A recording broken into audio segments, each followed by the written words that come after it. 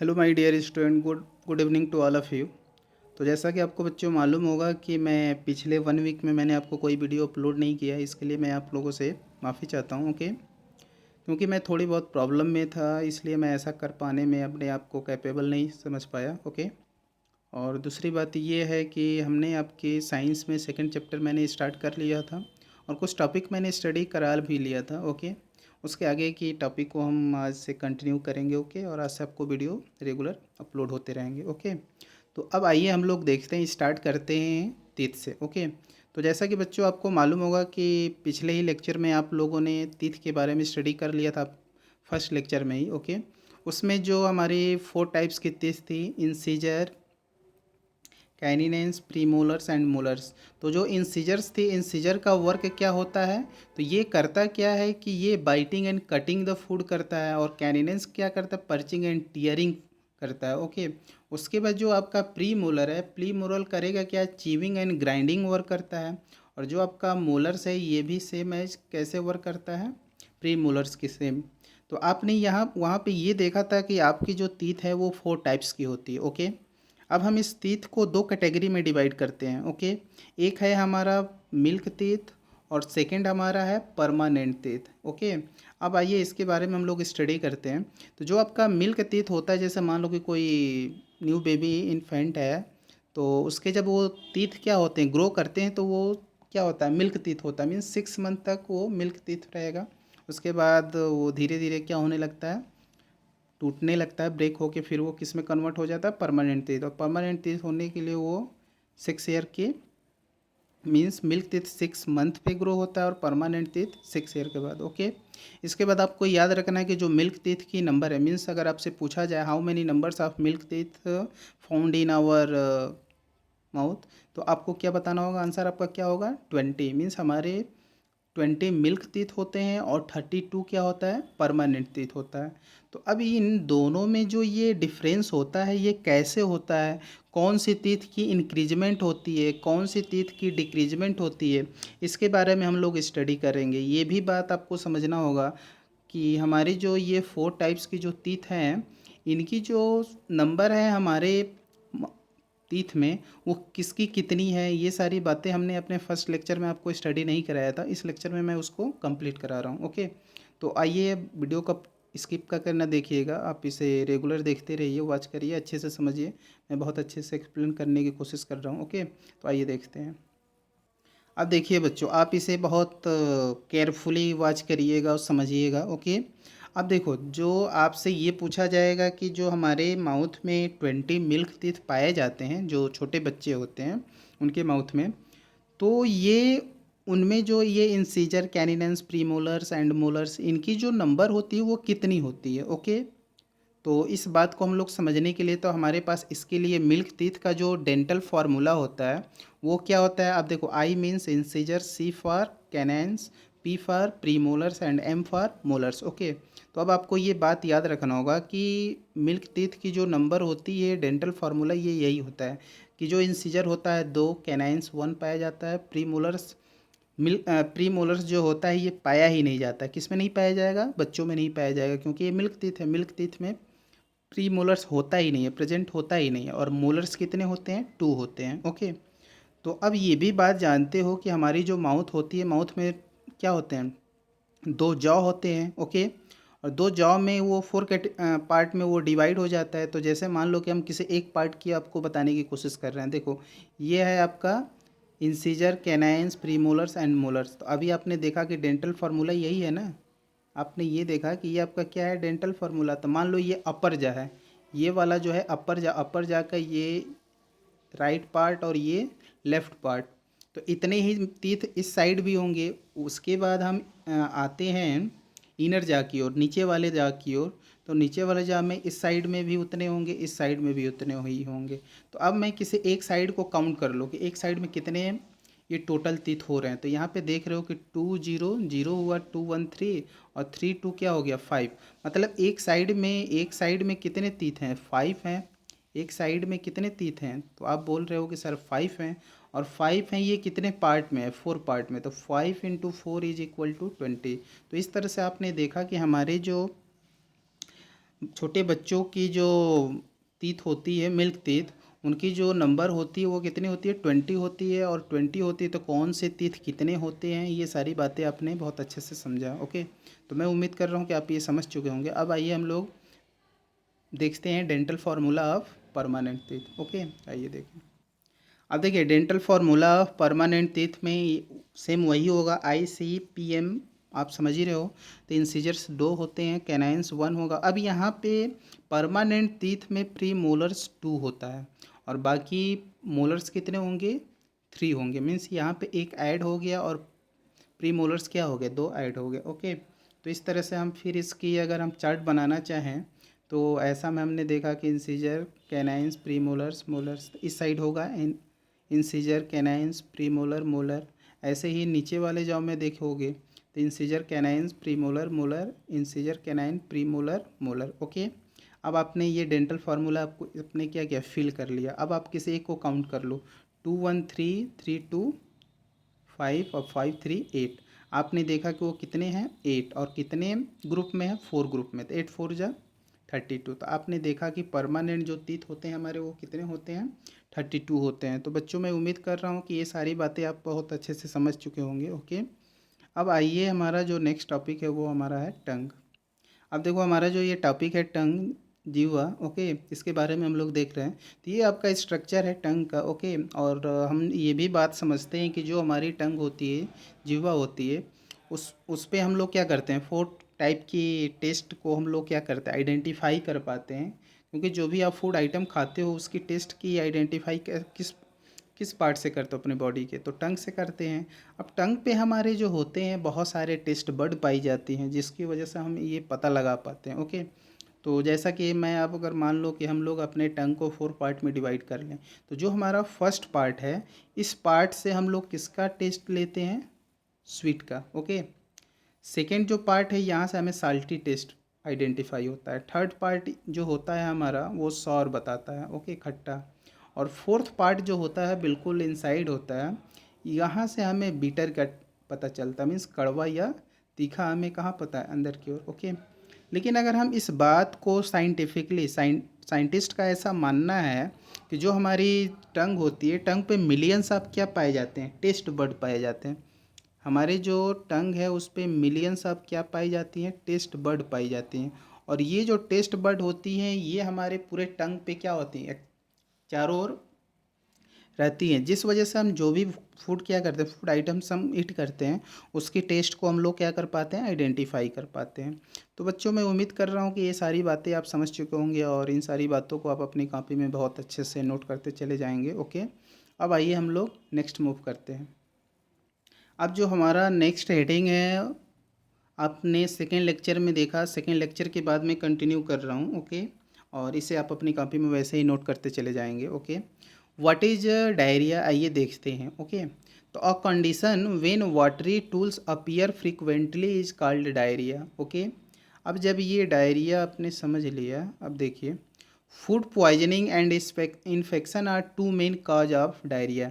Diarrhoea होने के क्या क्या 2 मेन जो पॉसिबिलिटी है वो क्या है, फूड पॉइजनिंग, फूड पॉइजनिंग समझ ही रहे हो, एंड इन्फेक्शन, और इन्फेक्शन की वजह से क्या होता है, डायरिया डिजीज होती है। Okay, it is a serious disease, और ये जो डिजीज है बहुत ही ज़्यादा क्या होता है, हार्मफुल, मतलब बहुत ही ज़्यादा डेंजरस होता है।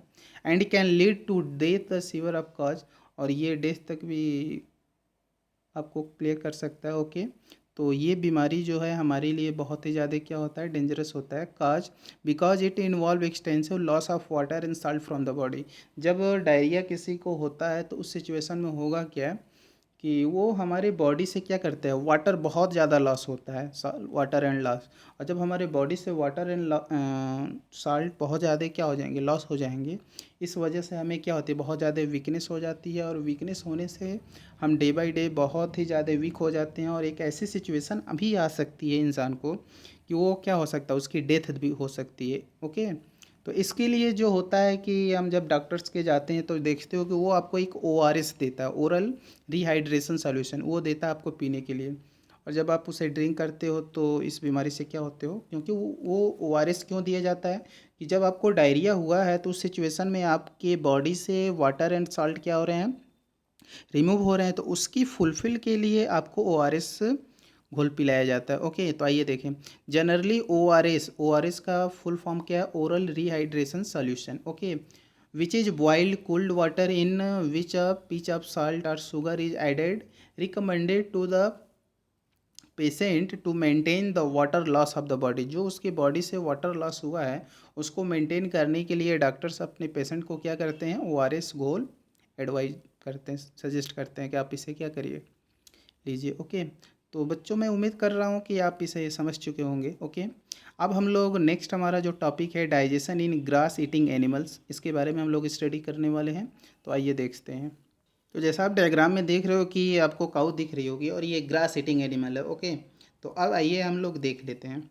तो ये जो आपकी काऊ है, ये समझ ही रहे हो कि ये इसकी फूड पाइप है। मींस फूड पाइप का अदर नेम क्या होता है? ऑस्फोगस, इसको ऑस्फोगस बोला गया। और इसके बॉडी में ये र्यूमेन है, अभी मैं आपको समझाऊंगा। ये इसका क्या है? स्मॉल इंटेस्टाइन है। और ये हमारी काऊ की स्टमक है। ओके, उसके बाद ये आपका यहाँ पे जो होता है सीजम पाया जाता है, और यहाँ पे ये जो है इसका लार्ज इंटेस्टाइन है। और यहीं से फिर ये रेक्टम के थ्रू इसकी जो काऊ डंग होती है वो क्या हो जाती है?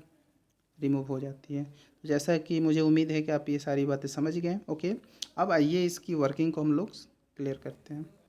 अब देखिए हम लोग ये समझ लेते हैं कि हमने अभी देखा था काऊ के। ओके, तो देखो र्यूमेन किसको आप बोलोगे? तो it is a sac like structure present between the food pipe and the small intestine in grass eating animals like cows and buffaloes. Okay, तो अब ये आपको समझना होगा कि र्यूमेन होता है क्या। व्हाट इज, अगर र्यूमेन पूछा जाएगा तो ये जो र्यूमेन है ये उस एनिमल के फूड पाइप मीन्स ऑस्फोगस और उसके स्मॉल इंटेस्टाइन के बीच में क्या होता है? ये पाया जाता है कि स्ट्रक्चर होता है। ओके, और ये स्ट्रक्चर केवल ग्रास ईटिंग एनिमल में ही पाया जाता है। Okay, at first the animal do not chew their food. और जब आपका एनिमल जो होता है, काऊ या बफेलो होती है, वो स्टार्टिंग में क्या करती है? फूड को च्यू नहीं करती है basically grass, and instead swallow it. वो डायरेक्टली क्या कर लेती है? स्वेलो कर लेती है, मीन्स निगल लेती है। Okay, this partially digested food is stored in the rumen. और जब जैसे मान लो कि आप अपने काऊ या बफेलो को कुछ भी क्या कर रहे हो? ईट कर रहे हो। काऊ तो जब उसे आप खिला रहे हो तो वो ग्रास को क्या करेगी? बहुत ज़्यादा चिविंग नहीं करती, वो डायरेक्टली क्या कर लेती है? स्वेलो कर लेती है, निगल लेती है। और वो उसके स्टमक में जाके फूड पाइप और स्मॉल इंटेस्टाइन के बीच में ये जो स्ट्रक्चर पाया जाता है वहाँ पे ये जाके क्या होता है? फूड जो है स्टोर हो जाता है। और आफ्टर सम टाइम जब वो कहीं दूसरी जगह, जब आप काऊ या बफेलो को क्या करते हो? दूसरी जगह हटा देते हो, तो जब देखते हो कि वो जो काऊ बफेलो फिर से वो उसी र्यूमेन पार्ट से अपने उस फूड आइटम को क्या करती है? बाहर निकालती है और फिर से उसे चिविंग करती है। ओके, देखते हो कि जब वो चिविंग करती है तो उसके माउथ से वाइट कलर की क्या होती है? फ्लेम निकलती है। आपने ऐसा देखा होगा। ओके, अब आइए नेक्स्ट हम मूव करते हैं। This partially digested food is stored in rumen, आपने ये देख लिया। ओके, अब आइए नेक्स्ट पॉइंट हम देखते हैं। नेक्स्ट हमारा है कर्ड। What is curd? आइए देख लेते हैं। तो the partially digested food present in the rumen is called cud. Okay, जो पूरी तरह से डाइजेस्ट नहीं हुआ है जो उसका फूड आइटम और जो र्यूमेन में जाके क्या प्रेजेंट है, उसे ही क्या बोलेंगे? कर्ड बोलेंगे। ओके, नेक्स्ट हमारा जो टॉपिक है वो है रूमिनेशन। व्हाट इज रूमिनेशन आपसे पूछा जाए तो the cud return to the mouth in this animal and then they chew it. मतलब उस फूड आइटम को फिर से वो क्या करते हैं? अब फिर से अगेन वो बाहर निकालते हैं और फिर उसे च्यू करते हैं। और इसको ही क्या बोला जाता है? रूमिनेशन बोला जाता है। तो बच्चों मैं उम्मीद कर रहा हूँ कि ये सारी बातें बहुत अच्छे से क्लियर कर रहे हैं। ओके, अब आइए नेक्स्ट हमारा है ruminants. What is ruminants? Okay, तो the animals that swallow their food. ऐसा एनिमल जो अपने फूड को क्या किया था? स्वेलो कर लिया था at first and then chew it, और तब उसे क्या कर रहा है? च्यूइंग, चबा रहा है। Okay, later on are called ruminants, उसे ही क्या बोला जाएगा? रूमिनेंट्स बोला जाएगा। फॉर एग्जांपल आपने अपने काऊ को क्या किया? ग्रास खिलाया। ग्रास को वो क्या किया? डायरेक्टली क्या की? चिविंग करने की जगह वो डायरेक्टली क्या करती चली जाती है? स्वेलो करती चली जाती है। ओके, और जब स्वेलो करती है तो वो उसके र्यूमेन पार्ट में जाके कलेक्ट होता है, और वो जो कलेक्ट हो रहा है ग्रास उसको बोला जाता है कर्ड। ओके, और वहाँ पे ये जो कर्ड होता है फिर वो कर्ड को अगेन क्या करती है? बाहर निकालती है और फिर से च्यूइंग करती है, इसको बोला गया है रूमिनेशन। ओके, और जो वहाँ से ग्रास निकाली उस ग्रास को बोले जाएगा रूमिनेंट्स, क्योंकि वो अपने कट से क्या कर रही है, बाहर निकाल रही है। ओके, क्योंकि ये पार्शियली डाइजेस्टेड फूड होता है। ओके, अब आइए नेक्स्ट हम लोग मूव कर रहे हैं। नेक्स्ट टॉपिक देखिए, grass eating animals can digest cellulose. Grass eating animal जो होते हैं, घास खाने वाले जितने सारे हमारे एनिमल्स होते हैं, वो सेलुलोस को क्या कर लेते हैं, डाइजेस्ट कर पाते हैं। Okay, while several other animals can not, और बहुत सारे ऐसे एनिमल हैं जो ऐसा नहीं कर पाते हैं। Okay, these animals have different types of bacteria, और इन एनिमल्स में डिफरेंट टाइप्स के बैक्टीरियाज पाए जाते हैं।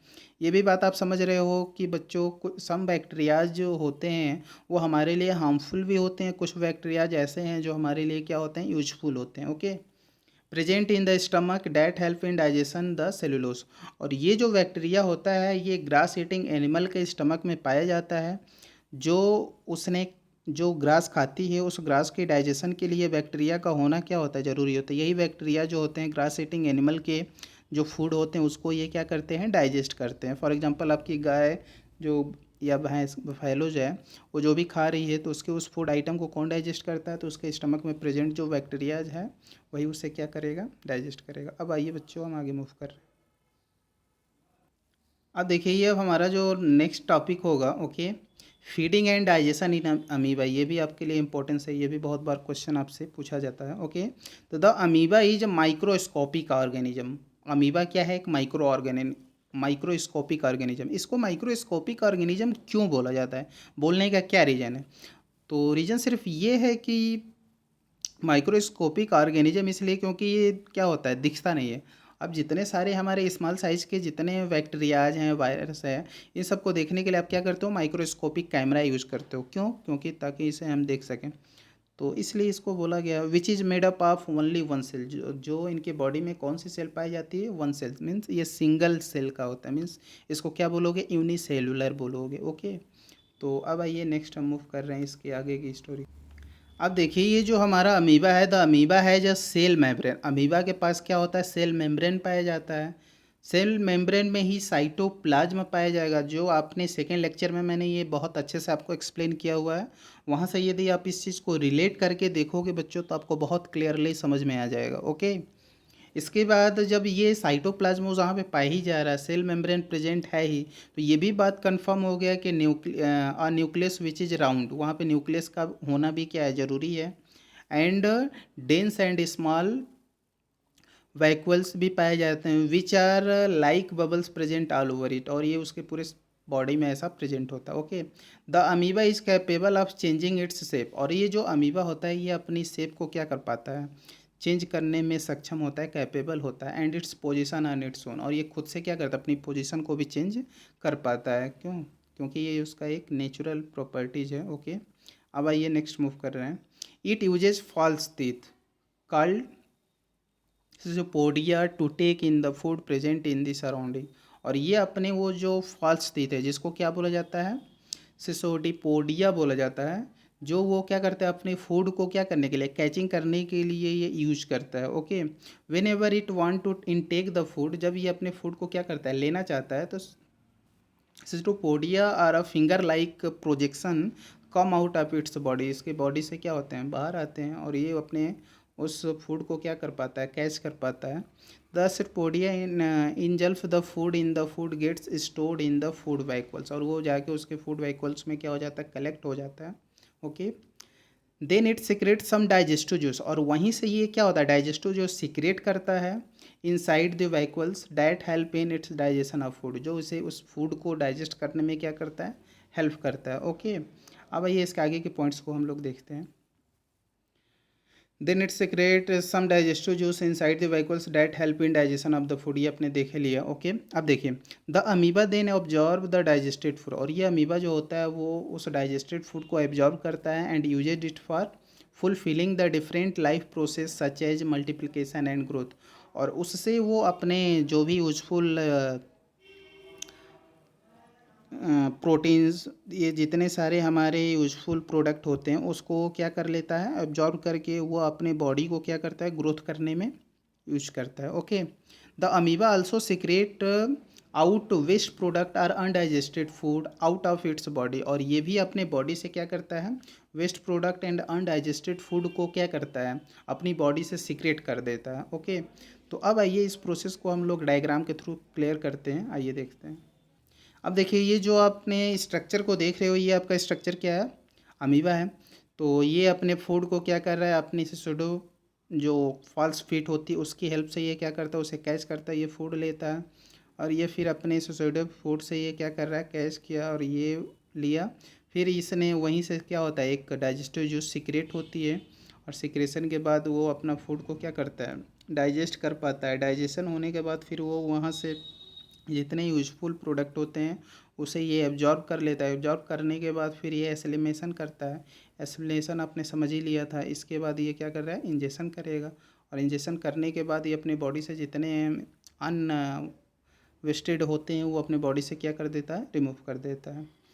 तो बच्चों मैं उम्मीद कर रहा हूँ कि आप ये सारी बातें बहुत अच्छे से क्लियरली समझे होंगे। ओके, और यहीं पे आपका जो सेकंड चैप्टर है यहीं पे एंड होता है। ओके, और मैं आप लोगों से ये कहना चाहता हूँ कि आप सभी जो नए लोग हैं इस चैनल को वॉच कर रहे हैं तो प्लीज़ इस चैनल को पहले सब्सक्राइब कर लें, या जो हमारे बच्चे सब्सक्राइब नहीं किए हुए हैं वो बार बार मुझे कमेंट कर रहे हैं कि सर मुझे नोटिफिकेशन नहीं मिलती। ओके, तो उन लोगों से ये रिक्वेस्ट है कि पहले आप चैनल को सब्सक्राइब कर लो, बेल आइकन को भी प्रेस कर लो, जिससे आपको तुरंत नोटिफिकेशन आपको मिलता रहेगा और आप ये मुझे कंप्लेन नहीं कर पाओगे कि सर मुझे वीडियो नहीं मिल रहा है। ओके, तो उन्हीं सारी बातों के साथ मैं आप लोगों से विदा लेना चाह रहा हूँ। ओके, जय हिंद, जय भारत, थैंक यू।